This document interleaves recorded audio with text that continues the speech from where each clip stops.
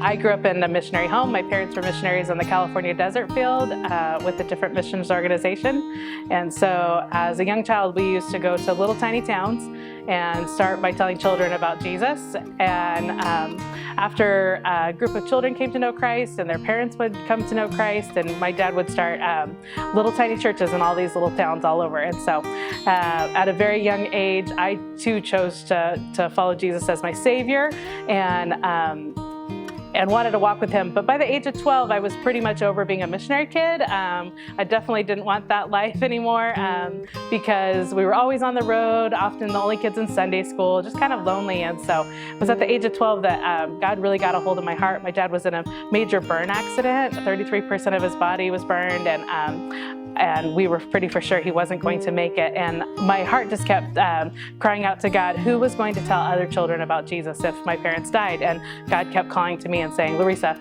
will you go? Will you be the one who will share Jesus with children if I ask you to? And so that's kind of my story of following Christ into missions.